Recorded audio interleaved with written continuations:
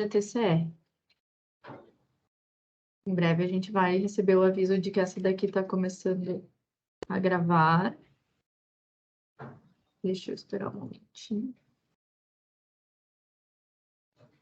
A nossa última Agora já está, né? A nossa última desse grupo foi no dia 6 de setembro. Sim, porque houve, né, o feriado do dia 20. Sim. E o GTCT teve reunião no dia 3, o GTCR no dia 13, ambos sobre o sistema de gestão, né? A apresentação feita sobre o sistema de gestão, que no caso para o GTCT foi feita pelo arquiteto Gomes e pela arquiteta Daniela, e para o GTCR foi feita a apresentação pela arquiteta Vanessa. Então, hoje nós encerraremos, né, o bloco 3, que trata desses conceitos, dessa explanação, né, acerca do plano diretor e suas partes, digamos assim. Hoje a gente encerra com o plano regulador e também a questão do parcelamento do solo, que vai ser apresentado pela arquiteta Letícia Klein e pelo arquiteto Gomes, mais conhecido como Gomes.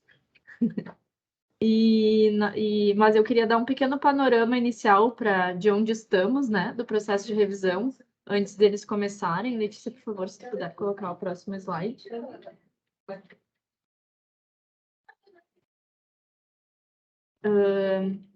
Onde estamos, né? Então, conforme a gente estava conversando anteriormente, já foram 10 reuniões do GT Técnico Operacional, que é o GT dos representantes da prefeitura, né? De diversas secretarias da prefeitura. 8 reuniões do GT Consultivo Técnico e 9 reuniões do GT Consultivo das Regiões de Planejamento. Então, essa aqui é a 9ª do GTCT e a 10ª do GTCR. Em relação às exposições sobre o plano diretor, já foram 10. Em 7 regiões de planejamento, sendo que as ilhas e continente da RGP2 foram subdivididas, né? Porque a região 2 tem essa peculiaridade de incluir as ilhas, e uma no acampamento Farroupilha. Então, a próxima eu vou mostrar no finalzinho o cronograma, mas a próxima é da região de planejamento 4, que a gente, em consenso com a conselheira Tânia, devido aos problemas de violência que estão acontecendo na região, nós optamos por fazermos a reunião aqui na SMANS, que é a divisa entre região 1 e região 4. Então, esse é um panorama, né, para a gente se situar. E no final da explicação eu coloco uns próximos passos, assim, né? Um cronograma para o mês de outubro para a gente. Combinado? Então, daí agora eu passo a palavra para a Letícia e para o arquiteto Gomes. Não sei se alguém tem alguma observação a fazer antes de a gente começar. Senão a gente daí começa a apresentação. Alguém quer se manifestar? Eu vou fazer um parênteses. Hoje, né? Na verdade, quinta-feira passada a gente teria uma pocket exposição do plano, uma pequena exposição em versão reduzida no parque ali em Pedro, que fica no IAPI, na região de planejamento 2. Eu tinha comentado com o Adroaldo isso, e daí, como choveu, foi transferida para hoje. E como foi tudo muito de última hora, a gente acabou não realizando a exposição, porque precisa entrar em contato com a empresa que leva todo o material e tudo mais. Então, não houve. Aí o Adroaldo ficou um pouco confuso se ia ter, se não ia ter. A gente teve um pouco um desentendimento, um desencontro, assim, mas já está tudo combinado ali com ele. Então, não houve, né, essa exposição na região de planejamento 2. E na próxima reunião do GTCR, a gente começa a planejar as segundas rodadas de exposição nas regiões de planejamento, quem quiser fazer uma segunda, né, reunião na sua região de planejamento. Então, Adroaldo, boa tarde. Eu vi que tu entrou agora, eu acabei de falar do nosso desencontro hoje. Tudo bem? Tudo bem. Aqui. Não sei se... Oi? Não, foi desencontro mesmo, né? É. Não sei se tu quer comentar alguma coisa, mas eu expliquei que, como foi cancelado na quinta e eles remarcaram ontem só para hoje, a gente não conseguiu organizar a questão da empresa que levava todo o material, mas eles acabaram divulgando que ia ter uma exposição, né? Então ficou um pouco um desencontro, que eu te peço desculpas novamente, que a gente já conversou hoje de manhã. Mas aí eu comentei aqui que a gente vai, na próxima reunião do GTCR, a gente vai combinar os próximos passos para a segunda rodada de exposições que a gente combinou que ia fazer nas regiões. Muito bem. Concordo. Então, daí agora eu vou passar a palavra, então, para a arquiteta Letícia. Só uma coisinha, Renata, antes. Nós já apresentamos algumas sugestões, a gente está entrando na questão do plano regulador e temos outras, temos discussões internas sendo feitas lá dentro do Sinduscom e com outras entidades. E isso tudo vai culminar lá em dezembro, né, na conferência da avaliação do plano diretor. Até a conferência, vocês vão estar recebendo as colaborações, né? É isso? Sim, Zago. Esse primeiro momento, esse bloco 2, né, que a gente falou dos princípios e das estratégias, do sistema de gestão e do plano regulador, a gente quis dar um panorama para todo mundo se alinhar em conceitos, assim. Uhum. E aí, a partir de agora, a gente vai começar a discutir em cima das temáticas, né, no bloco 3. Essa é a ideia, que vai ser a partir de fim de outubro, novembro. Então, daí, enquanto a gente vai discutindo, a gente está sempre aberto a propostas. Então, em qualquer momento, vocês podem enviar, podemos marcar reunião, enfim. Até dezembro é tempo para isso, certo? Sim, ainda estaremos na etapa de diagnóstico de leitura da cidade.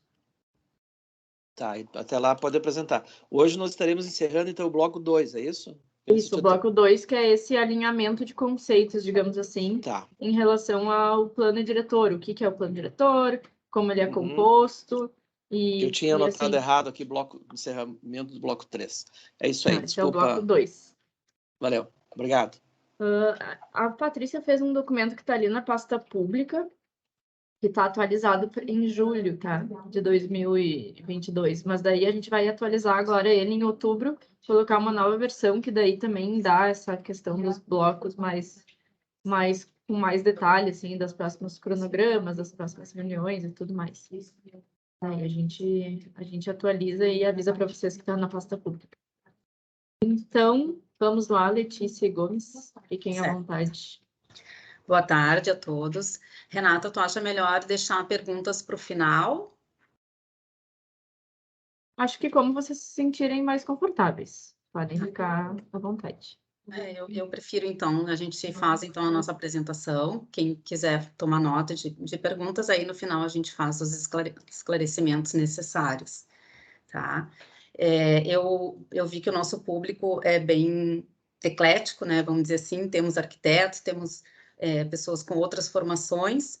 Então, a nossa diretora, Patrícia, me solicitou fazer uma apresentação não muito técnica, né? Para que todos possam ter uma boa compreensão. Assim como tem pessoas bastante experientes aí, até com tramitação na prefeitura, conhecimento de plano diretor, né? Nós temos pessoas que não têm esse mesmo entendimento, então procurei fazer uma apresentação não muito técnica, né? Espero que eu consiga aí passar esses conceitos aí de uma forma clara para todos. Então, bem, qualquer prédio, desde uma casa até um edifício, deve respeitar as regras de construção estabelecidas no plano diretor, né? Eu vou apresentar junto com o arquiteto Gomes a parte do plano diretor responsável por dar forma à cidade, assim como nós a conhecemos nos dias de hoje, tá? Esse capítulo do plano que responsável por dar forma, então, à cidade, nós chamamos de plano regulador. Conforme o artigo 93 do PDD-UA, ele conceitua plano regulador como um instrumento que define os dispositivos que regulam a paisagem da cidade, seja ela edificada ou não. O uso e a ocupação do solo no território de Porto Alegre serão disciplinados através do regime urbanístico, do traçado do PDD-UA e acompanhados através de monitoramento. Então, existem normas para construir, para instalar uma atividade, seja ela comercial, residencial, de serviço, de indústrias, ou até mesmo para dividir os terrenos de uma cidade. Então, o plano regulador é a parte do plano regulador que estabelece as formas e condições que devem ser atendidas na construção da cidade. E esse conjunto de normas nós chamamos, então, de regime urbanístico. Então, o regime urbanístico é o regramento definido em função de normas relativas à densificação, atividades, dispositivos de controle das edificações e parcelamento do solo. Esses 4 elementos aqui eu vou explicar mais detalhadamente, tá? Para que a gente possa ter uma boa compreensão. Então, quanto à densificação, o plano diretor estabelece qual a quantidade de pessoas que deverão morar ou trabalhar em cada parte da cidade, prevendo um incremento ou uma diminuição populacional, dependendo da disponibilidade de infraestrutura urbana presente naquele local. Então, ora ele vai estimular um aumento populacional quando tem disponibilidade de infraestrutura, ou ele vai frear esse aumento populacional, né, quando não há infraestrutura adequada. Com relação às atividades, o plano diretor, ele zoneou o território da cidade, né? Ele entendeu, naquela época, que seria importante separar as atividades de moradia das atividades relacionadas a trabalho. Então, o plano diretor, ele estabelece quais são os negócios que podem ser instalados em cada zona, né? Propõe um zoneamento do território, classificando as atividades em residenciais, comerciais, serviços e indústrias, estabelecendo restrições quanto à sua implantação ou porte. Então, naqueles locais que o plano deseja estimular uma ocupação residencial, ele vai ser bastante restritivo em relação às outras atividades. Ele vai impedir, vai proibir as atividades, ou ele vai permitir com um porte bastante reduzido. Em outras áreas, áreas assim de centralidade, corredores, ele vai estimular, então, as atividades comerciais, serviços industriais, permitindo um porte bem maior. Com relação aos dispositivos de controle das edificações, eles definem o tamanho e a forma que os prédios podem ter, utilizando-se dos seguintes instrumentos de controle: índice de aproveitamento, permissão onerosa do direito de construir ou solo criado, como é popularmente conhecido, transferência de potencial construtivo, também conhecido como TPC, e a cota ideal. Também cada um desses dispositivos a gente vai olhar com mais detalhe aqui durante a apresentação. Outro elemento que faz parte dos dispositivos de controle das edificações é o regime volumétrico. Ele é composto pela área livre e permeável do terreno, a área que deve ser deixada livre de construção para garantir uma boa drenagem da cidade, a taxa de ocupação e a altura. Ainda compõe como dispositivo de controle das edificações o recuo de ajardinamento, que é uma faixa que deve ser deixada livre de construções. Em algumas partes da cidade, ela é de 4 metros, na área de ocupação intensiva. Na área de ocupação rarefeita, ela é de 12 metros. E em algumas áreas, podendo ser até isenta do recuo de ajardinamento. E ainda, por fim, como último dispositivo de controle das edificações, existem os padrões para guarda de veículos, que é um regramento que não está mais sendo utilizado, não está mais sendo aplicado por força de um decreto municipal, em função digamos assim, das mudanças que ocorreram em relação à dinâmica da vida das pessoas, né? Com o surgimento dos transportes através de aplicativos, as pessoas começaram a ter menos carro, né? Então começaram a haver muitas vagas ociosas, né? Gerando um custo para construção, custo de venda também. Então, entendeu-se por não exigir mais as vagas de estacionamento conforme elas eram exigidas, inclusive porque elas estavam superdimensionadas, assim, né? Gerando um ônus, então, para o município. E, ainda compondo o regime urbanístico, nós temos a questão do parcelamento do solo, que é todo o regramento que define o tamanho dos lotes e os espaços que devem ser disponibilizados para futuras ruas, praças, escolas, equipamentos, etc. Isso no caso de você ter uma grande gleba, um terreno grande que você deseja fazer um condomínio ou fazer um loteamento, né? De que forma você vai poder dividir esses terrenos. Então, essa explicação aqui vai ficar a cargo do meu colega, arquiteto Gomes, que depois, na sequência, vai explicar melhor essa parte. Bem, a gente vai olhar, então, mais detalhadamente cada um desses itens do regime urbanístico, tá? Começando, então, pelas atividades. Como é que eu pensei em mostrar para vocês de uma forma que fosse didática, vamos dizer assim, para entender, tá? Eu vou usar um exemplo, digamos assim, que eu fosse uma arquiteta contratada por um cliente para desenvolver um projeto, tá? Projeto de uma floricultura de bairro, por exemplo. Então, a prefeitura disponibiliza na sua página o portal da ADM Web. Nesse portal, os responsáveis técnicos, os arquitetos e engenheiros têm toda a informação necessária quanto ao regime urbanístico para um determinado lote. Então, eles usam isso como uma ferramenta que traz essas informações para eles. Então, eu posso consultar a ADM Web a partir de um endereço, né? Ou a partir do número do expediente único desse imóvel, se eu possuir. Então, eu informo o endereço, informo já a atividade que eu gostaria de implantar no terreno e o sistema me carrega uma página, né, com essas características, onde à direita ele me traz um mapa da cidade, representando em amarelo aqui o quarteirão onde se localiza o terreno que eu pretendo desenvolver o projeto. No caso, eu peguei aleatoriamente o endereço Rua Marcelo Gama, 1042, um terreno situado no bairro Auxiliadora. E ele traz, então, aqui à esquerda, a parte textual, né, com uma série de informações, de condicionantes que esse terreno deve obedecer.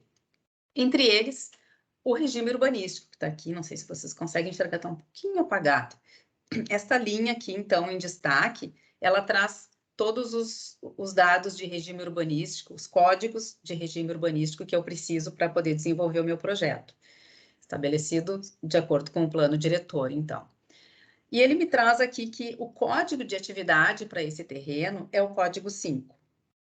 Bem, olhando mais de perto, eu tenho aqui, então, em destaque o meu terreno, o número 1042 da Rua Marcelo Gama, e aqui as informações trazidas por esse código 5, né? O que significa esse código 5? Bem, ele traz aqui já a atividade que eu informei lá no início, informei, por exemplo, uma fruteira, né, que nem eu tinha mencionado. Ele já classifica como comércio varejista inócuo e me traz aqui que essa é uma atividade com implantação permitida nesse local e sem limite, ou seja, não há limite de porte para esse tipo de atividade nessa região. Então, é dessa forma que o plano diretor regra, né, essa questão relacionada à atividade.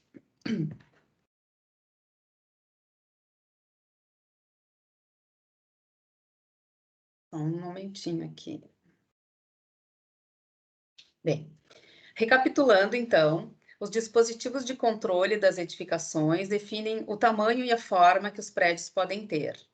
Eles são um dos meios usados para controlar o crescimento da cidade, porque definem zona a zona qual o tamanho, a altura das construções, quais as áreas que precisam ficar livres do terreno, a distância obrigatória entre o prédio e a calçada, bem como necessidade de prever estacionamentos. Respeitando estas normas, cada rua adquire uma característica própria, que no conjunto acaba dando um desenho à cidade. Bem, seguindo a ordem apresentada pelo plano diretor, o primeiro desses dispositivos de controle é o índice de aproveitamento. Tá? Ele define a área densável da edificação, as partes do prédio utilizadas efetivamente para morar ou trabalhar, que podem ser construídas no terreno. A ele podem ser somadas áreas incentivadas, ou seja, áreas não adensáveis, tá? Como sacadas, áreas de circulação, garagens, onde a área construída máxima é a soma das áreas adensáveis e não adensáveis. Então, a definição de índice de aproveitamento conforme o plano diretor está colocada no artigo 106. Índice de aproveitamento é um instrumento de controle urbanístico no lote das densidades populacionais previstas para a unidade de estruturação urbana. O índice de aproveitamento é o fator que, multiplicado pela área líquida do terreno, define a área de construção adensável. Artigo 107 classifica as áreas de uma edificação de acordo com sua natureza, a natureza de uso dessas áreas. Classificando, então, como adensáveis as áreas privativas, não adensáveis as áreas de uso comum, como portaria, salão de festas, áreas de apoio, como reservatórios, casas de máquinas, sacadas e alguns elementos de composição de fachada, como brises, floreiras, molduras. E, por fim, classifica como isentas as vagas de estacionamento e seus espaços de manobra, porque o plano diretor ele foi concebido incentivando, né, as áreas de estacionamento, para retirar os veículos, né, das ruas, porque não ficassem estacionados nas ruas e sim dentro de garagens. Então, essas garagens passaram a ser áreas isentas no cômputo do índice de aproveitamento. Bem, voltando ao nosso exemplo, então, aqui, o próximo elemento que eu tenho aqui no meu regime urbanístico é o aproveitamento, tá? Me trouxe aqui como código 13, o código de aproveitamento desse terreno. E o código 13, ele apresenta o índice de 1,6. Então, conforme a definição ali do artigo 106, como é que eu calculo o índice de aproveitamento do terreno? Eu multiplico 1,6 pela área do terreno. Tá? Vamos supor que esse terreno tenha um tamanho padrão de Porto Alegre, 10 por 30, então 300 metros quadrados vezes 1,6, eu tenho 480 metros quadrados de área construída, computar adensável nesse terreno. Essa seria a capacidade construtiva dele. Aqui eu trouxe uma imagem do anexo 6, que é o anexo que define o índice de aproveitamento, né? Tem todos esses códigos aqui, né? Tá aqui em destaque o código 13, que é o do nosso terreno aqui do exemplo, né? Então, tem índice de aproveitamento 1,6, e aqui ele traz outras informações importantes. Ele mostra como solo criado, sendo possível de adquirir solo criado para esse terreno, admitido também o uso de TPC, transferência de potencial construtivo, podendo chegar a um índice máximo de 3,0, caso adquira, por exemplo, solo criado, e apresenta cota ideal de 75 metros quadrados. A gente vai dar uma olhada agora nesses conceitos aqui para entender o que significam essas siglas aí, solo criado, TPC, cota ideal. Bem, solo criado, então, outorga onerosa do direito de construir ou solo criado, popularmente como é chamado. Permissão onerosa do poder público ao empreendedor para fins de edificação em área de ocupação intensiva, utilizando-se de estoques construtivos públicos. O que significa isso? Vamos usar o nosso exemplo aqui, então. Eu poderia construir uma edificação de 480 metros quadrados naquele terreno. Digamos que ela comportasse, então, 3 pavimentos. Se eu adquirir solo criado, se eu fizer uso desse instrumento outorga onerosa do direito de construir, eu posso agregar mais área ao terreno, posso aumentar a capacidade construtiva dele, né? Logicamente que isso não é uma coisa aleatória, né? Não vale para qualquer terreno da cidade, tem todo um regramento, tem todo um monitoramento, controle feito, né? Esses estoques vão sendo liberados à medida que as regiões vão tendo, digamos assim, infraestrutura disponível. Né? No momento que se verifica que está esgotado, olha, questão de transporte público, rede de esgoto, rede de água, já está perto do limite, se interrompe a questão do... não há mais estoque construtivo disponível para aquela região. Transferência de potencial construtivo, então, é a possibilidade do município de transferir o direito correspondente à capacidade construtiva das áreas vinculadas ao sistema viário projetado, a instalação de equipamentos públicos, bem como a preservação de bens tombados, como forma de pagamento em desapropriação ou outra forma de aquisição. Vamos pensar num exemplo de um terreno que tem um casarão que precisa ser preservado. Então, você, ao construir no mesmo terreno, né, dando um exemplo de uma construção no mesmo terreno de um bem tombado, você pode levar a capacidade construtiva desse bem para a edificação nova que está sendo projetada, como uma forma, né, uma contrapartida pela preservação desse bem. Ou, digamos que o seu terreno, que o nosso terreno fosse atingido por uma previsão de alargamento viário, né? Eu poderia, ao doar para o município, ao efetivar a doação dessa área atingida para o município, receber essa mesma área em troca, né, como um índice, um plus, né, que eu poderia aumentar na minha área construída do projeto. Cota ideal. A cota ideal, ela é usada, no nosso exemplo aqui, ela não serviria muito, não teria utilidade, mas ela é usada para empreendimentos residenciais, onde ela define, digamos assim, tem uma relação direta com a questão da densidade, né? Porque ela estabelece o número máximo de economias que esse terreno poderá ter. Então, por exemplo, o nosso terreno com 300 metros quadrados, se estivesse sendo proposto uma habitação multifamiliar, um prédio de apartamentos, né? Como que eu calculo o número máximo de apartamentos que eu posso ter nesse terreno? Bem, deixa eu voltar aqui alguns slides, voltando aqui para o nosso anexo 6, para o código 13, que é o nosso código do índice de aproveitamento deste terreno, tem um fator de cota ideal de 75 metros quadrados. Então, o cálculo que eu faço é a área do terreno dividido por esse fator 75 me dá 4. Então, eu poderia ter 4 famílias morando nesse terreno, caso fosse um projeto residencial.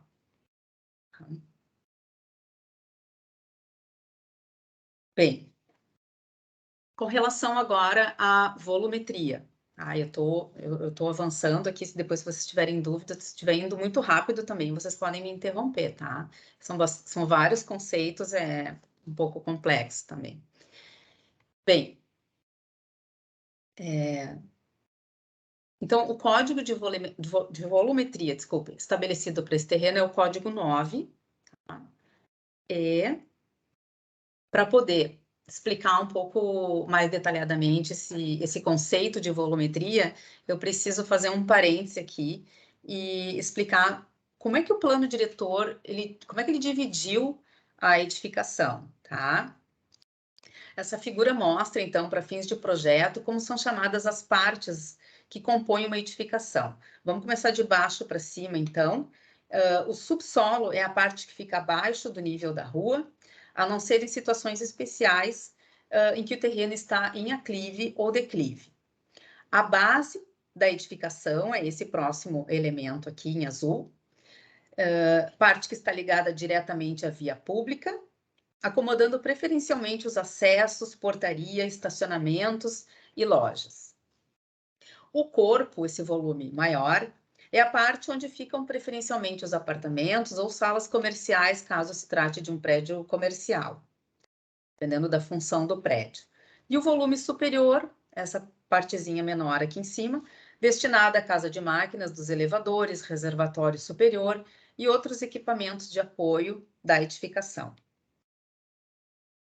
Então, aquele código de volumetria 09, ele se traduz da seguinte forma. Significa que eu posso ter uma altura máxima de 42 metros, caso eu opte por fazer uma edificação de base, composta por base e corpo, não é o caso de uma floricultura, né? Se fosse um edifício, de novo, um edifício de apartamentos ou de escritórios, eu poderia utilizar perfeitamente o conceito de base e corpo, né? Eu poderia chegar à altura máxima aqui do corpo em 42 metros, tá? Ou eu posso optar e construir uma edificação colada nas divisas, né? Onde ela vai de uma divisa até a outra, tá? Aproveitando o máximo a largura do terreno, eu poderia chegar até 12,5 metros de altura. Digamos que num projeto de uma floricultura, né? Eu ficasse aí com uma edificação térrea ou até 2 pavimentos no máximo, nós poderia chegar a 12,5 metros. 12,5 metros equivale a um prédio de 4 pavimentos, por exemplo. Tá? E define a altura de base como 4 metros. Então, se eu fosse, de novo, adotar aquele conceito de base e corpo, eu poderia ter, então, uma base de 4 metros e o corpo até 42 metros de altura. Então, o regime volumétrico, ele define... e por último, desculpe, eu esqueci uma parte importante, que é a taxa de ocupação. 75%. Significa que, de todo esse terreno aqui, eu posso ocupar 75% com a minha edificação. O restante deve ser deixado livre, tá? Para questões de insolação, iluminação, ventilação, drenagem do terreno, enfim. Então, vocês vejam que a volumetria dá bem esse conceito, ela define a forma que a minha edificação vai ter. Né? Uma outra questão que eu acho importante destacar do plano regulador, além dessas questões de índice de aproveitamento, taxa de ocupação, altura, são os recuos. Tá? Como é que o plano regulador pensou os recuos das edificações? Ele estabeleceu que, quanto mais alta for a edificação, maior é o afastamento que ele deve ter em relação às divisas, tá? Em relação aos lindeiros, justamente para preservar a mesma questão da taxa de ocupação, para preservar a insolação, a ventilação, a questão da habitabilidade dos projetos, tá? Então, até vou pegar aqui do pior, do mais alto, vamos dizer assim, né? Uma edificação até 42 metros de altura, ela precisa ter, no mínimo, 25% de 42 metros livres de construção, tá? Deixa eu calcular aqui rapidinho. Precisaria ter, nesse caso, um afastamento de 10,5 metros em todas as divisas do prédio, exceto na base, né? A base da edificação, ele pode sempre colar nas divisas. Se fosse um prédio com altura entre 27 e 42 metros, esse afastamento pode ser reduzido para 20%. E, no caso de um prédio menor, né, até 27 metros de altura, 18%, sendo obrigatório, no mínimo, manter 3 metros de afastamento das divisas. Bem, outro elemento que consta como dispositivo de controle das edificações, né, o recuo de ajardinamento, que eu já tinha explicado ali rapidamente na introdução. Ele é definido como 4 metros nas áreas de ocupação intensiva e 12 na rarefeita, podendo ser isento em alguns locais. Qual o objetivo, né, do recuo de ajardinamento? Valorização da paisagem urbana por meio da predominância de elementos naturais sobre os de construção, ressalvando o disposto no artigo 118, que define exceções, define que elementos podem ser admitidos no recuo de jardim. Valorização do espaço urbano por meio da circulação de pedestres e animação nas zonas miscigenadas, onde o pavimento térreo for de uso comercial ou de serviços. Então, aqui eu trouxe 2 exemplos, né? Onde o recuo de jardim é respeitado, né? A gente vê, assim, essa uniformidade visual. Isso é uma rua, a Rua Ganso, né? Acho que a maioria conhece, ali no bairro Menino Deus, uma zona bastante aprazível, assim, para o pedestre, né? Então, a gente vê como contribui para a questão da qualidade do espaço, esse recuo de jardim generoso com um tratamento paisagístico adequado. E aqui à direita, então, o contra-exemplo, né? No caso, uma região mais degradada da cidade, aqui até tem uma edificação que talvez esteja respeitando o recuo de jardim, porém totalmente pavimentado, meio fio rebaixado, provavelmente serve de estacionamento, né? A outra edificação aqui já não respeita o recuo de jardim, é bem possível que seja uma edificação bem mais antiga, talvez nem existisse a obrigatoriedade do recuo de jardim na época em que ela foi construída, até pelas características que ela apresenta, mas enfim, já não tem a gente não tem a mesma leitura desse espaço, né, do que a gente tem aqui, com toda essa vegetação e com essa uniformidade aqui de alinhamentos. Então, o artigo 117 é o que estabelece os 4 metros para área de ocupação intensiva e 12 para rarefeita. E o artigo 118 regra as exceções, né, os elementos que são admitidos sobre o recuo de jardim. É um artigo bastante extenso, tem vários incisos, mas basicamente os principais, talvez a possibilidade de colocar a guarita nos prédios de residência multifamiliar, toldos, acessos cobertos, muros. Claro que para tudo isso tem um regramento, né? Dependendo de determinadas condições é que esses elementos podem seriam admitidos. Então, eu trouxe aqui uma questão que eu acho importante. Em termos de regime urbanístico, são esses os elementos básicos assim que compõem o regime urbanístico, tá? Mas o regime urbanístico ele foi pensado para um terreno padrão da cidade de Porto Alegre. Tá? Aquele terreno de 10 por 30, 10 por 40, enfim, ortogonal, né? Só que a gente sabe que a cidade não é feita só de terreno padrão, né? A cidade existem N situações complexas, muitas vezes, com que as pessoas, os proprietários, se deparam, né? Podendo ter, por exemplo, um terreno bastante assimétrico, com diferentes angulações dentro do terreno. O terreno muitas vezes pode ser um aclive acentuado, um declive, presença de patrimônio ambiental, presença de patrimônio histórico a preservar. Então, existem N situações em que o terreno pode acabar sendo, vamos ao termo prejudicado, né?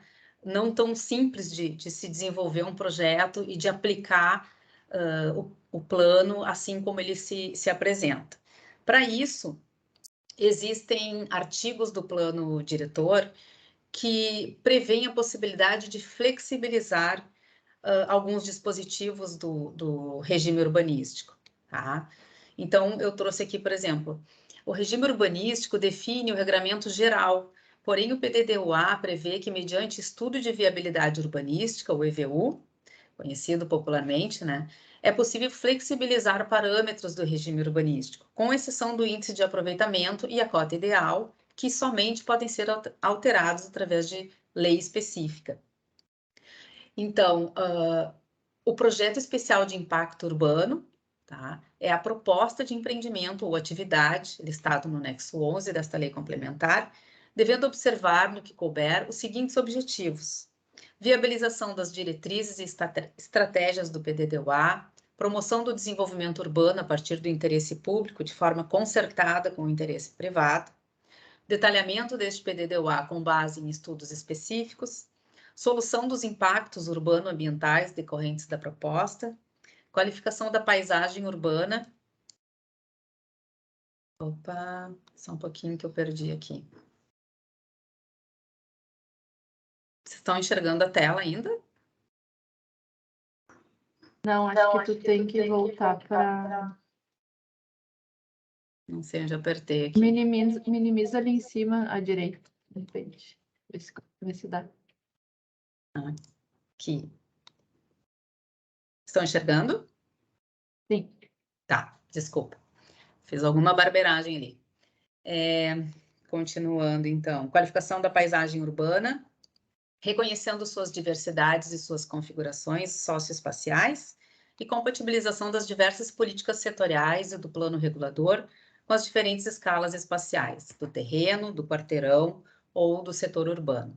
Então, é uma questão, né, digamos assim, o estudo de viabilidade urbanística é um projeto especial, passa pela análise de comissões multidisciplinares, que vão avaliar, então, a peculiaridade daquele terreno, daquele empreendimento, né, vão avaliar o quanto esse empreendimento também pode trazer de retorno para a cidade, né, e analisar, assim, com vistas a tentar viabilizar o empreendimento, desde que ele não gere prejuízo, né, para o ambiente, podendo flexibilizar, então, algumas questões aí do regime urbanístico. Só antes de finalizar aqui, passar para o parcelamento de solo, eu queria dizer o seguinte, o plano regulador, ele tem mais de 50 artigos, né? Ele é enorme, assim, tem uma quantidade muito, é um regramento bastante extenso, bastante complexo. Eu trabalhei 20 anos na área de aprovação de projetos, então, ao longo desse tempo, né, além do plano regulador ser extenso, ser um capítulo extenso do plano diretor, existem inúmeros pareceres, instruções normativas, resoluções interpretativas que foram, de certa forma, modificando, né, esses conceitos e criando, aperfeiçoando muitas vezes, né, mas muitas vezes também complicando. Então, é um desejo nosso, assim, é uma oportunidade muito imperdível, assim, a gente poder participar desse processo, né, buscando o aperfeiçoamento desse instrumento para que isso seja realmente um instrumento, uma ferramenta de apoio, né, do trabalho e que viabilize um desenvolvimento correto e sustentável da nossa cidade. Tá? Eu tentei trazer, assim, um apanhado geral, tem muito mais coisa, tem muito mais artigos, assim, mas eu acho que, de forma geral, para vocês entenderem, né, de uma forma geral, assim, os conceitos, eu acho que eu consegui trazer o que tem de mais balizador, vamos dizer assim, do plano regulador. Tá? Passo a palavra, então, para o meu colega aí, arquiteto Gomes. O Zago quer falar. Desculpa, eu não estou enxergando vocês, então eu não consigo... É rapidinho. Sim. Letícia, foi super boa a exposição, bem elucidativa para quem está iniciando. Para quem já trabalha com o plano diretor, a gente só vai recordando um pouco. Mas eu queria dizer, na verdade, que tudo isso que a Letícia falou, que foi se acoplando ao longo do tempo, com interpretações, etc., etc., e foi feita uma compilação, e essa compilação ela está disponível no site da prefeitura. Então, cada artigo que sofreu algum tipo de parecer, alguma coisa, ele pode ser consultado e saber de que forma houve essa mudança em função de interpretação. Mas para quem quiser consultar, é só... E acredito, né, Letícia e pessoal, que tudo isso vai ser incorporado na nova lei. Nós, internamente, nós fizemos uma... que seria, assim, as nossas propostas, sugestões de alteração do plano diretor, e nós incorporamos todos esses pareceres, etc., até 2020 ou 2021, se não me engano. Fizemos um resumão, mas seria interessante, quem quiser aperfeiçoar um pouquinho mais o conhecimento, consultar lá no site. Obrigado. 3 milhões de artigos. Oi? Com 3 milhões de artigos. Sim, uma bíblia. Bom, então, dando continuidade, o parcelamento do solo dá para dizer que é o princípio da cidade. A cidade começa a se construir a partir da divisão do seu território como um todo. Então, passa, por favor. Nós temos aqui, então, o parcelamento do solo tem 3 figuras previstas em lei, que vão da parte mais complexa à mais simples, que é o do loteamento, o desmembramento e o fracionamento. Os 2 primeiros implicam em recebermos áreas públicas, e o terceiro, fracionamento, não. Pode passar, por favor. Então, por conceito, que é o que a gente está tentando deixar o mais gravado em vocês, o parcelamento do solo é a divisão da terra em unidades juridicamente independentes, com vistas à edificação, e pode ser realizada através do loteamento, desmembramento e fracionamento. Então, esse conceito, basicamente, ele está nas 3 conceitos de loteamento, desmembramento e fracionamento, onde em todos eles o objetivo é a edificação. Então, a gente não pode, em princípio, dividir um terreno para parte dele ficar sem a possibilidade de ser erigido nele. Então, o objetivo é sempre a construção de um imóvel. E juridicamente são independentes uns dos outros. E eles então temos que observar os anexos 8 e o 9 do plano diretor. O 8 é relativo ao parcelamento do solo, é o 8.1.2.3, e o 9, que é a classificação de vias e perfis viários. Seguinte. É vedado o parcelamento do solo em áreas impróprias à edificação, nos termos do artigo 136, e mais adiante vamos ver. Até que sejam asseguradas as condições que permitam a ocupação, com exceção do fracionamento, que pode ser executado em todas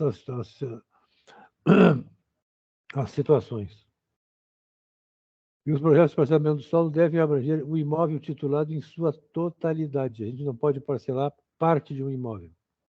A gente divide ele a sua totalidade. E o Poder Executivo poderá exigir a reserva de faixa não edificável destinada às redes, sendo que os lotes nos quais incidirem essas restrições deverão apresentar dimensões tais que permitam a edificação na área remanescente. Isso já é um atendimento ao artigo anterior. E pode ser exigida estudos de impacto ambiental para a aprovação de parcelamento do solo. O parcelamento deve manter as condições hidrológicas originais da sua bacia, não devendo alterá-las, por terem diversas implicâncias essa alteração. Próximo. Aqui no 136, seria interessante vocês depois lerem com atenção, que é a vedação ao parcelamento do solo. Então, são diversos itens, por exemplo, terrenos alagadiços, terrenos aterrados com material nocivo, terrenos com declividade igual ou superior a 30%, em condições geológicas e hidrológicas não aconselháveis. Próximo. Situados fora do alcance de equipamentos urbanos, e aí vai item a item, são todos os que se enquadrarem em algum destes, é vedado o parcelamento do solo. E também os imóveis não protegidos de cheias, na cota inferior a 5,13 e cota superior a 2,13. Esses são detalhes que a gente tem que se ater, embora aqui não vou ler e explicar um por um, que seria mais cansativo, mas fica-se sabendo que temos limitações na altimetria, em função de alagamentos. Próximo. Então, as vedações contidas nesse artigo, no 136, não se aplicam quando for fazer um fracionamento. E também não se aplica nos condomínios por unidades autônomas situados na área de ocupação intensiva, que é essa área toda em marrom deste mapa. que é a área intensiva da cidade.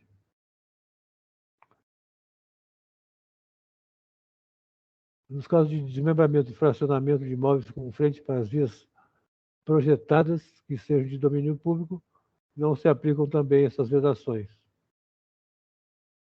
E as APPs, as áreas de preservação permanente, poderão situar-se dentro dos lotes, quando for contemplada no mesmo imóvel área urbanizável fora da faixa de preservação.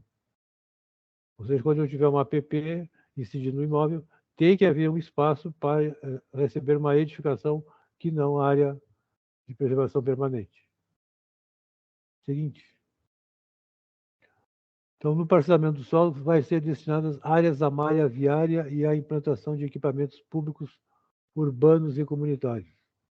Esses dois tipos de equipamentos são mais adiante que a gente vai dar, demonstrar o conceito de cada um.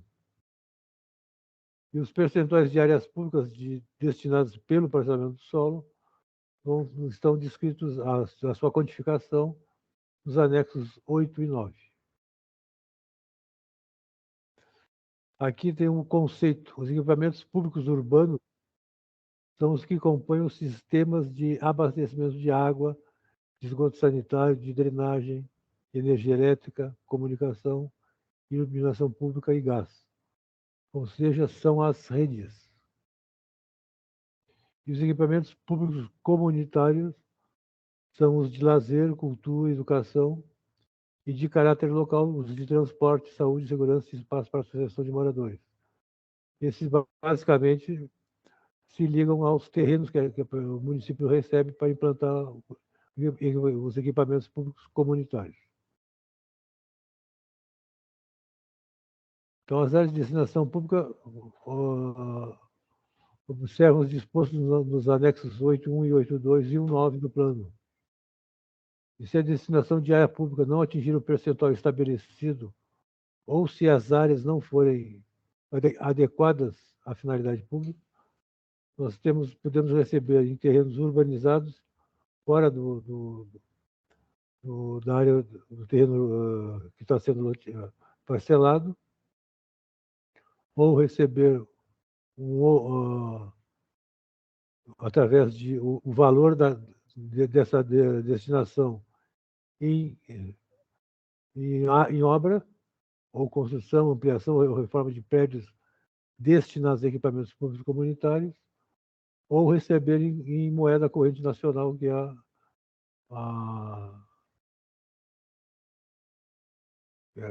a venda, seria a venda é a recompra que a gente chama. Recompra. O seguinte, quando decidir recurso viário ou equipamento comunitário previsto no plano, inicialmente se calculará o percentual de áreas de destinação pública em função da área titulada. Ou seja, eu tenho uma gleba, uma determinada superfície que consta no seu título de propriedade, a área a ser doada é o percentual relativo a essa totalidade de área a ser parcelada. Poderão ser descontadas da matrícula as áreas de APPs, as áreas de preservação permanente. E aí, sobre o restante, é que se calculará a área de destinação pública. E sendo que esta área de preservação vai perder o seu índice de aproveitamento. É um conceito que, particularmente, acho equivocado, mas é que foi que se colocou na última revisão. Então, quando tem APP, a gente pode tirar a superfície de APP e, sobre o restante, calcular a área de destinação pública. E isso vai ser gravado na matrícula. Então, nos loteamentos de interesse social, em áreas predominantemente residenciais e mistas de 1 a 4, será aceito um percentual de 18% e o lote pode ter 125 metros quadrados. No normal, a doação é 20% e o lote tem 150 metros quadrados.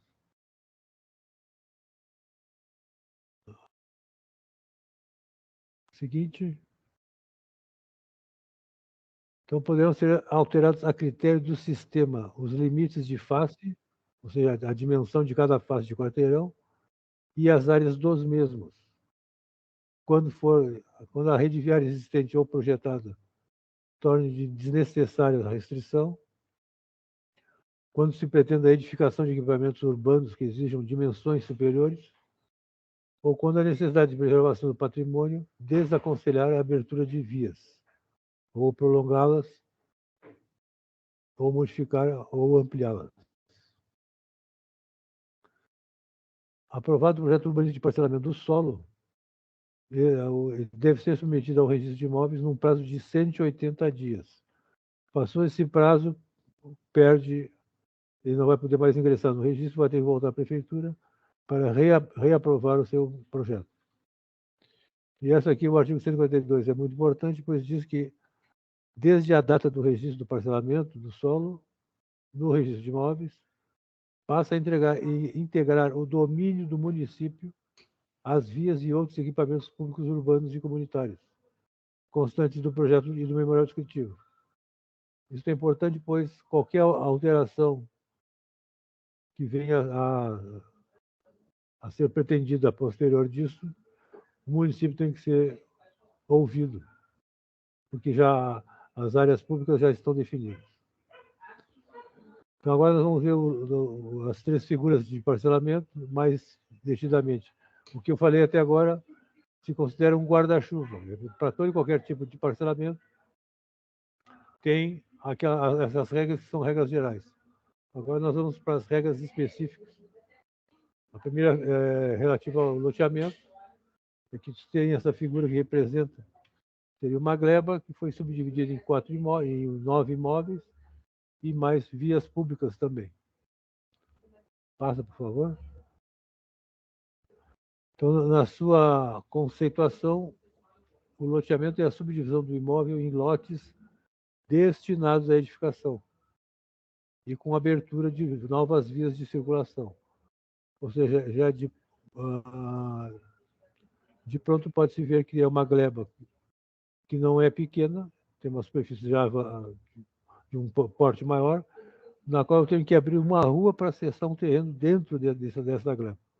Então, esse é o conceito do loteamento. Eu abro ruas para acessar imóveis que vão ser gerados.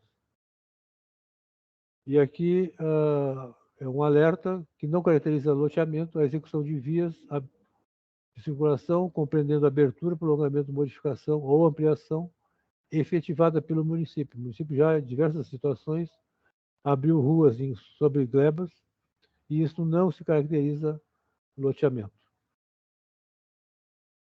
Por favor.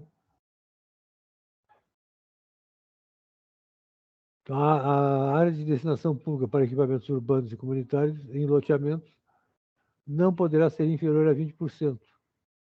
E o total da área de destinação pública não pode ser superior a 50%. Isso ocorre que a gente está se precavendo, é que acontecendo isso, o município vai ter que indenizar o empreendedor. Ainda até hoje não soube de nenhum caso que tenha acontecido, mas pode vir a acontecer. Então, aqui voltando nos loteamentos de interesse social, o percentual de destinação pública é de 18%. E aqui nós temos essa imagem do loteamento da Chácara Santos Neto, onde tem essa rua, tem ruas, diversas edificações nos seus terrenos e áreas de uso comum, áreas comunitárias, que é essa enorme praça, que é a Praça do Encontro. Essa é a base do conceito de loteamento. Seguinte. É de responsabilidade do loteador, do empreendedor do loteamento, a execução e arborização de vias, praças e parques, a execução de equipamentos públicos urbanos, que são as redes, o fornecimento das placas de denominação, dos logradouros, das obras de demarcação dos lotes e a execução da sinalização da viária básica. O seguinte. Nós podemos decidir essas vias arteriais a 2.1, 2.3, 2.4 e 2.5. Caberá ao loteador a execução das obras de urbanização exceto a pavimentação do equivalente a 50% da via. Isso é para não onerar tanto, porque essas vias são vias de grande porte. E na implantação dos equipamentos referidos no parágrafo 2º,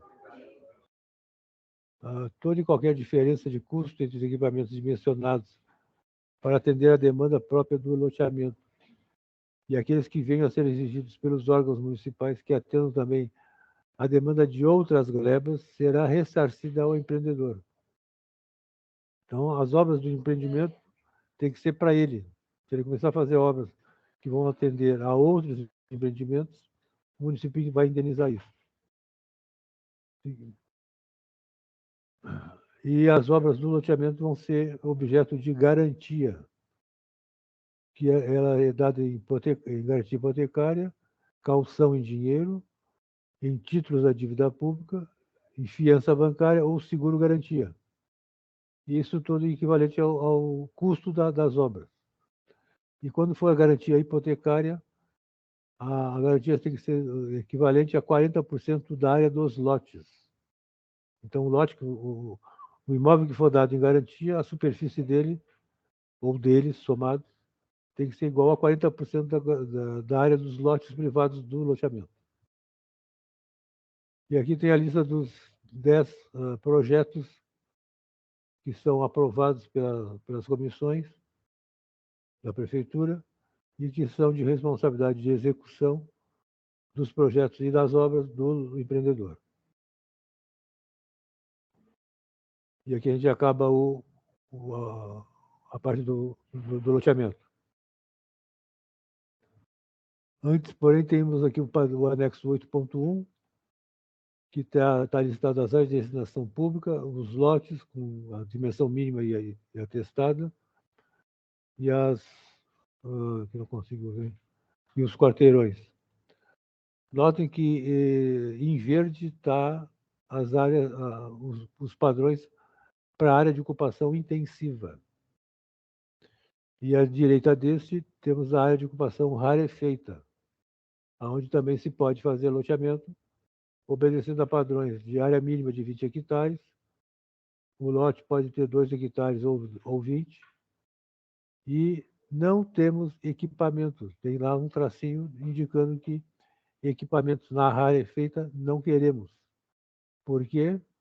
Porque isso é para reforçar o próprio conceito da rarefeita, onde não se quer, na rarefeita, muita gente morando. Então, por conseguinte, eu não dou equipamento. Esse é o conceito básico. Vamos ao seguinte, por favor. O desmembramento agora é mais simples um pouco a coisa. Nós temos um terreno, dividimos ele em N partes e temos uma área de destinação pública e talvez também via. Vamos lá? Então, o desmembramento é o parcelamento de imóvel em lotes destinados à edificação, de novo, o que eu tinha falado na inicial, com aproveitamento do sistema viário oficial, ou seja, é um terreno que já tem que ter frente para a rua cadastrada. E as áreas públicas serão destinadas a equipamentos públicos comunitários e sistema viário projetado. As áreas de destinação pública podem ser convertidas em moeda corrente nacional, como é feito com o loteamento. E o valor vai ser destinado à aquisição de outras áreas para a implantação de equipamentos públicos comunitários, sendo que a forma de pagamento vai ser regulamentada. Ela já foi até. Né? Aqui nós temos exemplo desse terrenão na zona norte da cidade, que é a Assis Brasil à direita, onde foi dividido em 2 partes, e a terceira parte, que é essa parte em verde, foi a área doada pelo empreendedor. Esse é um fato verídico. Até fui eu que aprovei esse desmembramento. Seguinte.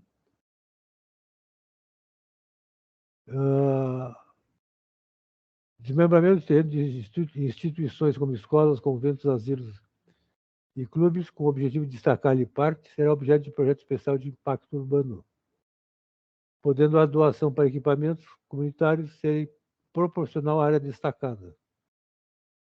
E é vedado o parcelamento do solo na figura de desmembramento, na intensiva, em imóveis com testado e área superior às previstas no anexo 8.2, ressalvado o disposto no artigo 140. Próximo. Aqui nós temos o anexo 8.2 do desmembramento, aonde também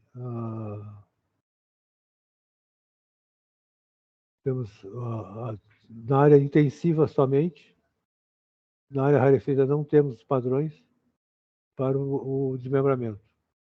E aqui à direita nós temos uma tabela que dá o percentual de área pública que tem que ser doado. Então, se o terreno tiver entre 3.000 e 4.000 metros quadrados, a doação é de 10%. Entre 4.000 e 5.000 passa a ser 15%, e acima de 5.000 metros quadrados de gleba, a doação passa a ser de 20%. O interessante aqui é que abaixo de 3.000 não tem doação, que aí se enquadra no fracionamento que do parcelamento do solo, é a figura mais simples. Eu pego um terreno, divido em duas partes e ele tem que ter o todo frente para a via pública. E o conceito jurídico é o parcelamento de imóvel em lotes destinados à edificação com aproveitamento do sistema viário. Ponto. Sem destinação de área. E isso ocorre para terrenos que tenham área igual ou inferior ao modo de fracionamento, que é 3.000 metros quadrados, e os que têm área superior ao modo, desde que o imóvel tenha origem em parcelamento do solo aprovado pelo município. Ou seja, se o meu imóvel já foi, ele é filhote de um parcelamento do solo já efetuado por qualquer das modalidades, ele for dividir agora, ele não vai, ele pode ser dividido, não vai ter nenhuma doação incidindo nele, porque o todo do qual ele tem origem já contribuiu com a sua parte. Seguinte. Então, aqui temos um exemplo, também é um terreno de 15 por 30 e poucos, que foi dividido em duas partes, e se transformou em 2 lotes a terem vida própria aqui para frente. Próximo. E aqui essa é uma... Eu também aconselharia a ler isso aqui com muita calma, porque o palavreado é um pouco confuso, mas a gente com calma consegue entender. Eu não vou ler todos eles, mas só para dar uma visão mais geral. Então, considera-se também fracionamento. A gente considera porque, na realidade, ele não é. Porque, em princípio, tem área acima de 3.000 metros quadrados por alguma circunstância. Então, por algo que ocorre, eu vou fazer um fracionamento, ou seja, vou dividir e não vai haver doação de área pública. Você tem que ter frente para o alugador público cadastrado. Então, os imóveis são inferiores ao modo de fracionamento, eu posso juntá-los e dividir de outra maneira. E não vai haver doação. Aí depois entra nessa superior ao modo e inferior ao padrão de quarteirão. Então, são nuances que são exceções a uma regra. Passa.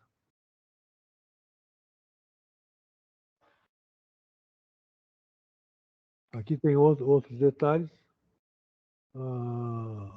Quando tem um projeto arquitetônico aprovado e ele já me induz ou já me mostra uma intenção de divisão, eu posso fazer um fracionamento.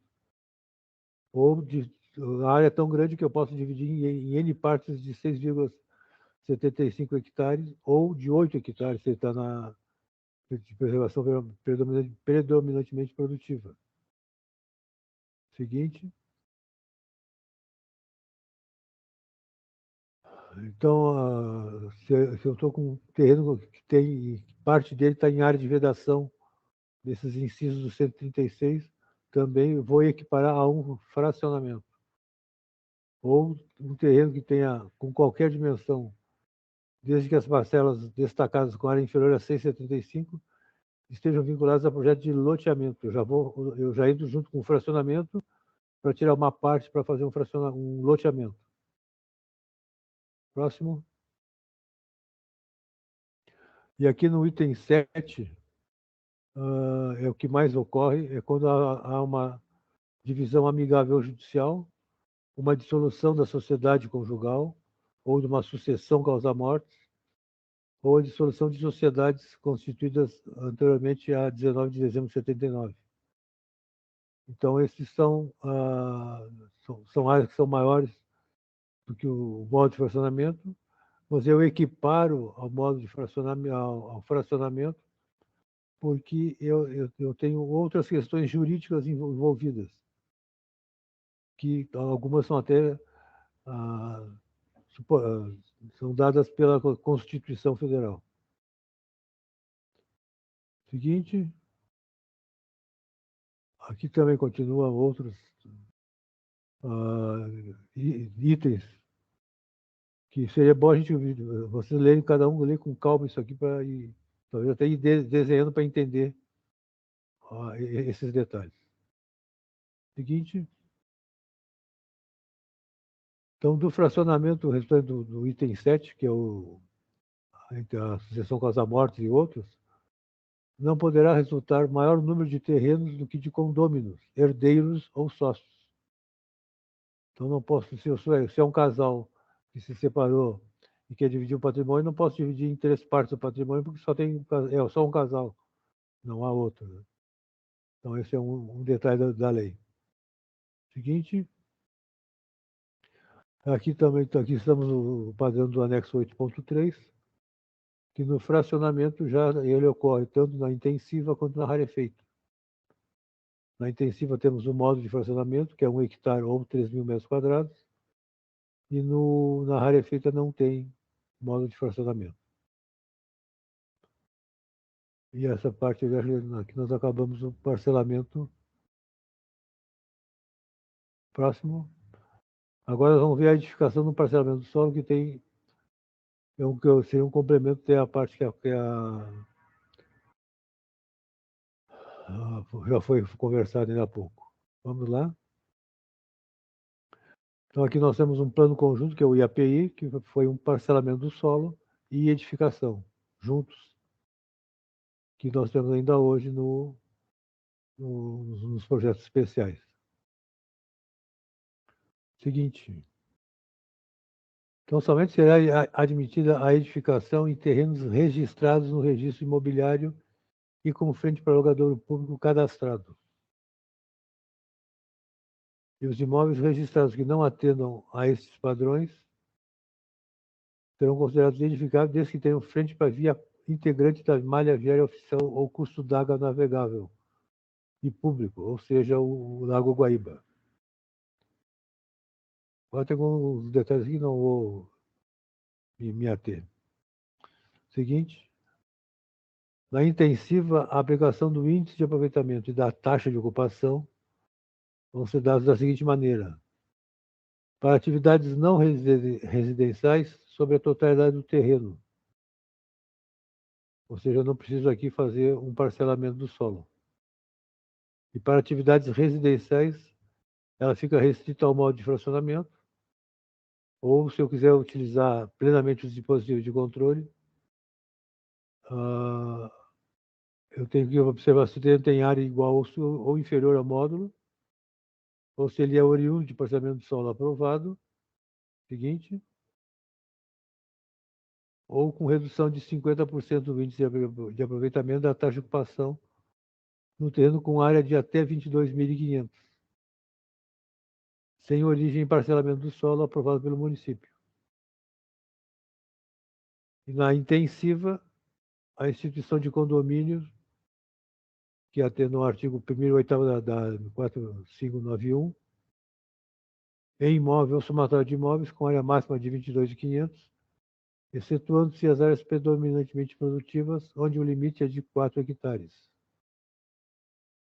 E não estão sujeitos aos limites a rede viária existente ou projetada, a necessidade de preservação cultural ou a proteção do ambiente natural, desaconselhar a abertura de novas vias. Então, tem que ter esse cuidado, desde que observado o disposto no artigo 136. Na implantação de condomínios, aplicam-se os dispositivos de controle das edificações de acordo com o anexo 8.4.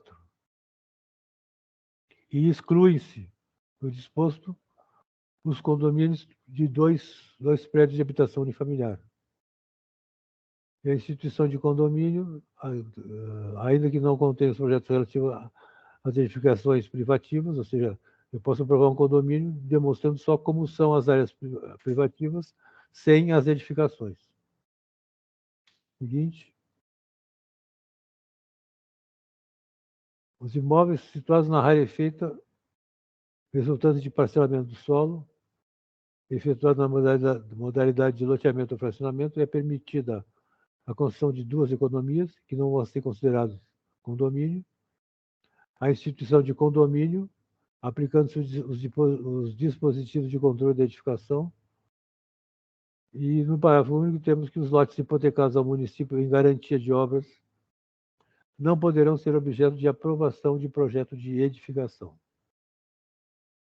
Seguinte, temos o cronograma encerrada a parte do orçamento. Realmente eu achei a corrida meio chato, a gente não consegue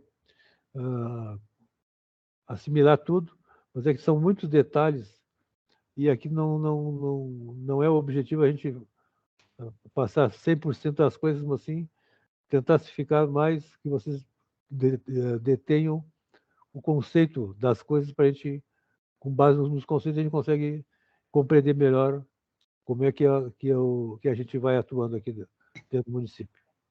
Obrigado e bom trabalho.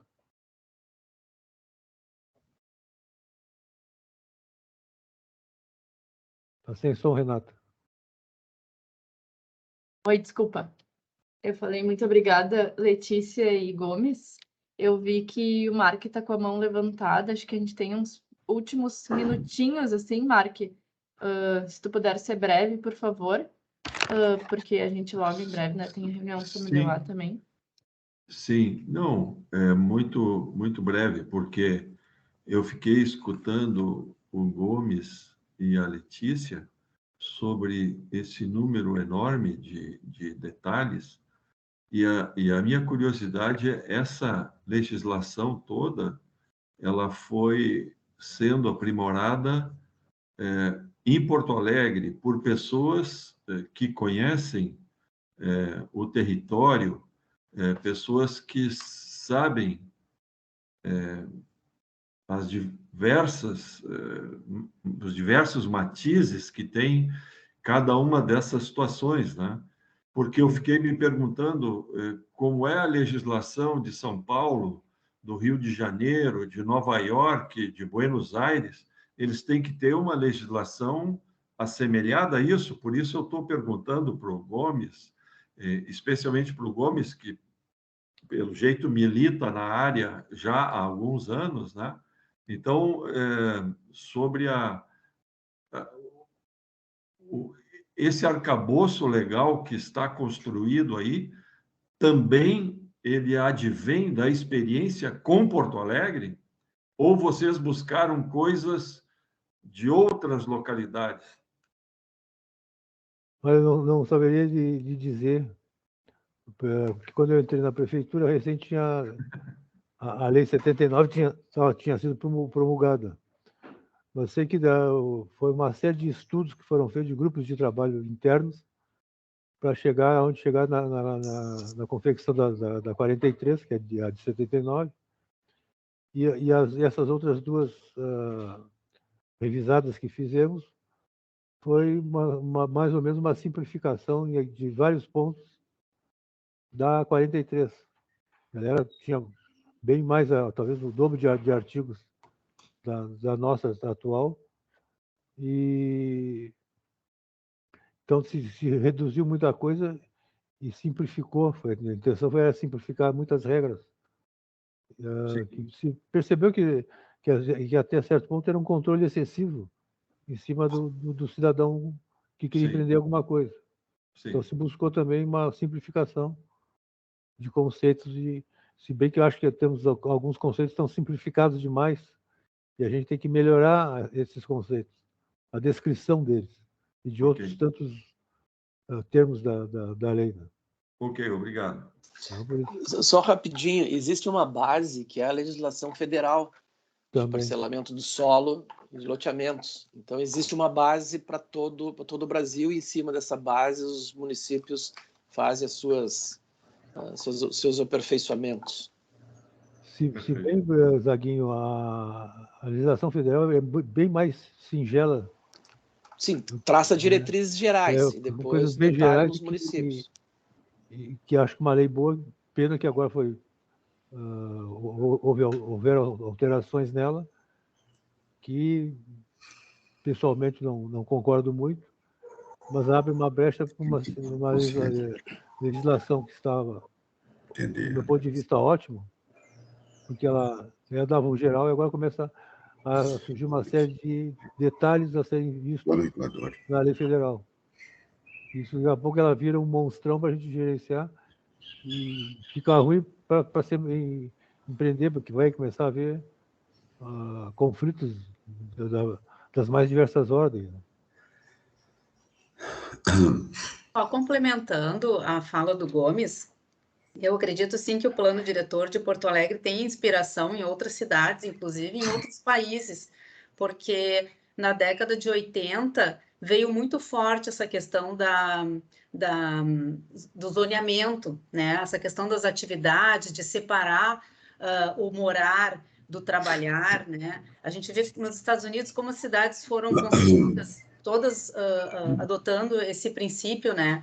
E os problemas de mobilidade que isso acabou trazendo, né, que a gente vê nos dias de hoje, o percurso que a gente tem que fazer para ir de casa até o trabalho, né, essa separação entre atividades comerciais da atividade residencial, isso é uma coisa bem característica dessa década de 80 em termos, assim, mundiais, né, então, eu acho que houve, sim, uma inspiração em outras capitais, aí, em conceitos modernistas, que na época, né, eram classificados como modernistas e que acabaram, de certa forma, se refletindo aqui em Porto Alegre. Uma coisa bem a ressaltar é que Porto Alegre também inspirou muitas cidades, não? E nós temos uma história de mais de 100 anos de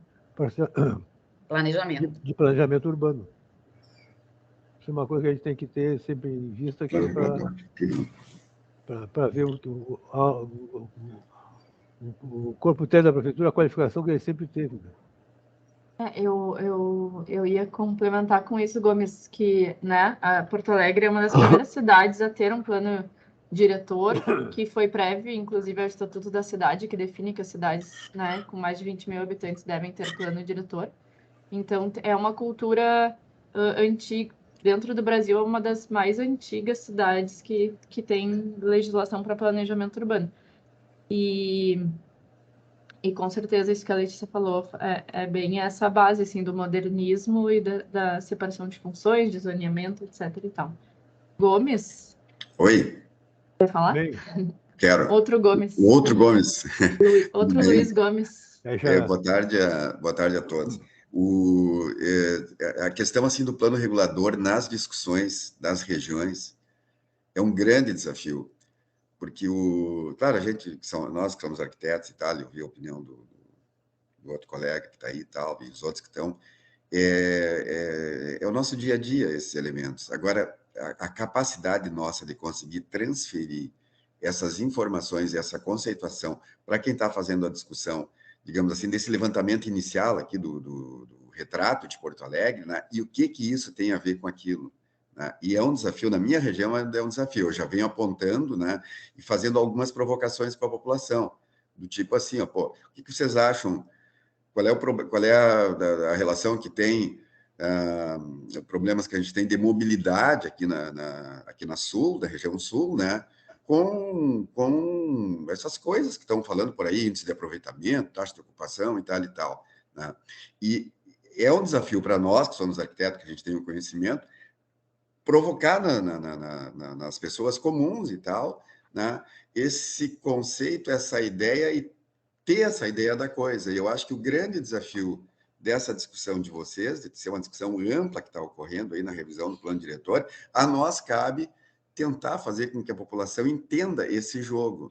Eu vou ter uma reunião, eu vou fazer algumas reuniões conjuntas aqui da região com a região de OP, com o pessoal do AP, com as instâncias do AP, e vou levar esse tipo de provocação para lá, né?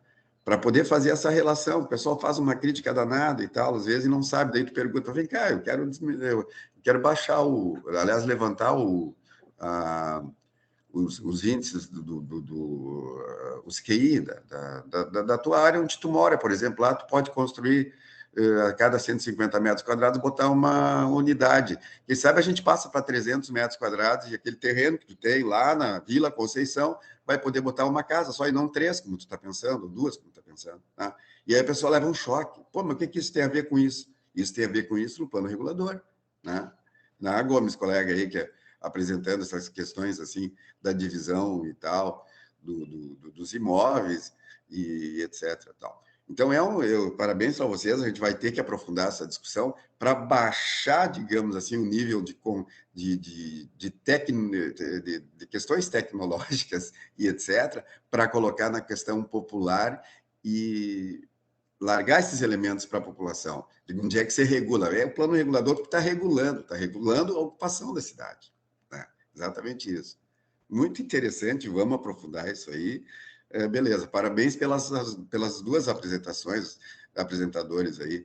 Né? Obrigado. Só está qualificando os nossos grupos aqui, pelo menos das regiões, tenho conversado com os conselheiros regionais, a gente está muito satisfeito com isso, nesse sentido da qualificação das pessoas que se dispõem a ouvir, né, essas apresentações de vocês. Parabéns, vamos em frente. Muito obrigada, Gomes. Eu vou encerrar aqui, porque eu vou ter que me deslocar até a minha casa para participar do CMDUA, então eu vou ter que voar, gente.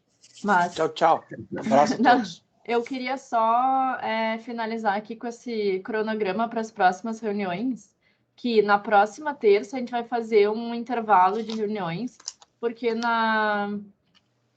e no dia 11 a gente vai retornar com as reuniões daí do CR, e no dia 18 a gente vai fazer uma reunião com as entidades que foram convocadas através daquele edital para participar do CT. E nessa ocasião, do dia 18, a gente está pensando em chamar todos os grupos de trabalho, inclusive o técnico operacional, com os representantes das secretarias, para que a gente faça um grande encontro de todos os participantes do GT presencial, tá? Estamos tentando organizar para o dia 18 de outubro. Fica o aviso para todo mundo aí se programando para a gente, de repente, passar uma tarde ou até uma manhã juntos. Estamos tentando organizar um local, porque é bastante gente. E aí, dia 25, a gente faz uma outra brecha para a gente quer começar o bloco 3 todos juntos no mesmo passo em novembro. E o GT técnico operacional vai nos ajudar com subsídios de material. Então, a gente precisa desse tempinho aí de folga para eles se organizarem, porque daí a gente vai ter conteúdo, né, de todas as secretarias, da IPTC, Secretaria de Mobilidade, da Secretaria de Cultura, das diversas secretarias que estão trabalhando junto com a gente. A gente deu essas duas brechas sem reunião em 2 terças, assim, para a gente se organizar bem, e a reunião com o GTCR no dia 11 é para a gente organizar a segunda rodada de exposições. E a nossa última exposição das regiões de planejamento é dia 8 de outubro, da RP4, vai ser aqui na SMANS.